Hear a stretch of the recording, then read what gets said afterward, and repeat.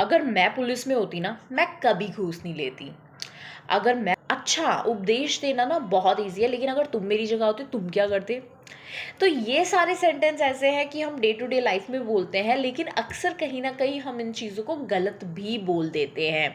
So welcome to 30 days of English for intermediates programme, and this is day 4, and today we are going to discuss about the structure which is if I वर.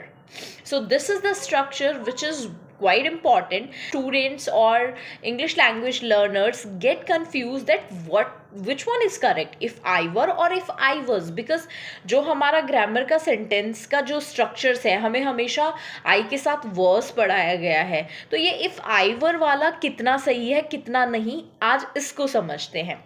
तो सबसे पहले तो ये जो if I वर वाली term है ना, ये आप ये समझ लीजिए कि ये उन चीज़ों के लिए होते हैं जहाँ पर आप शेख चिल्ली बने होते हैं। शेख चिल्ली मतलब जहाँ पर आप कुछ चीज़ें सोच रहे होते हैं, ठीक है।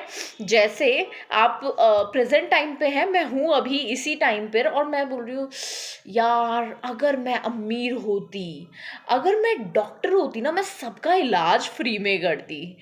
तो ये क्या हो रहा है, प्रेजेंट टाइम पे हूँ और मैं सोच रही हूँ कुछ कि मैं ऐसा करती जो फ्यूचर में होता। तो ये सबसे पहले काल्पनिक चीज़ें हैं। तो जब भी हम कोई काल्पनिक यानी कि हाइपोथेटिकल की बात करते हैं, तो हम वहाँ पर पास्ट का हेल्पिंग वर्ब यूज़ करते हैं। तो यहाँ पर हम यूज़ करेंगे आई के साथ वॉज ना करके हम वर यूज़ करेंगे, ठीक है, because it is unrealistic, it is not real which we are thinking, right?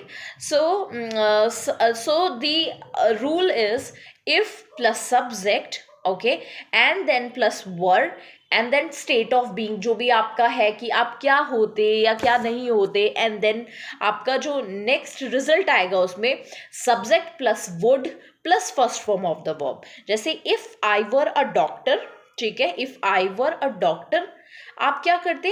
आई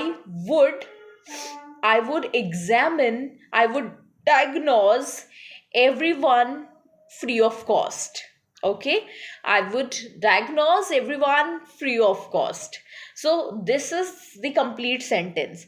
अब कई बार आप ये बोल सकते हो, जैसे डायरेक्टली आपसे किसी ने पूछा अच्छा तुम होते तो तुम क्या करते? ओके, मैं होता तो मैं क्या करता? Okay, so I would definitely, I would do this. हमेशा आपको जो रिस्पॉन्ड करना है आई के साथ वुड लगा के करना है और फर्स्ट फॉर्म लगानी है। नेक्स्ट वन इज, जैसे हम देख सकते हैं कि ही शी इट के साथ वॉज लगता है, इनफैक्ट आई के साथ भी जनरली वॉज लगता है।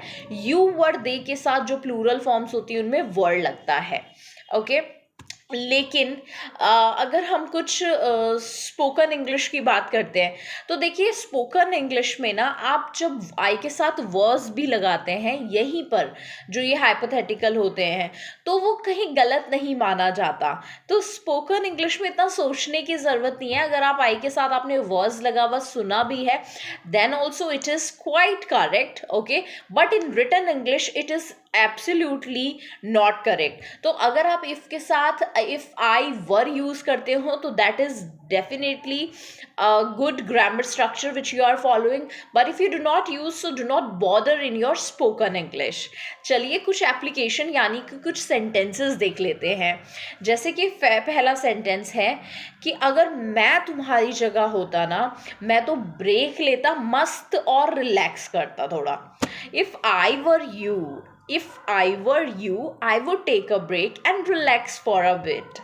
अगर मैं रिच होती ना, तो मैं पूरी दुनिया घूमती। यार ये तो मैं बहुत हमें अक्सर ही बोलती रहती हूँ। If I were rich I would travel around the world. अगर मैं तुम्हारी जगह होती तो मैं थोड़ा स्मार्ट काम करती। If I were you I would work smarter, okay.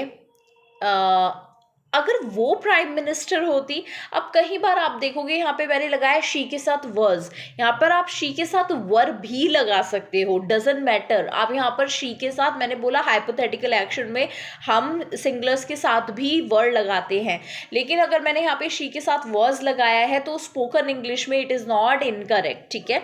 तो मैं बोल दूंगी कि if she was a prime minister she would invest some money in education policy या इन स्कूल्स।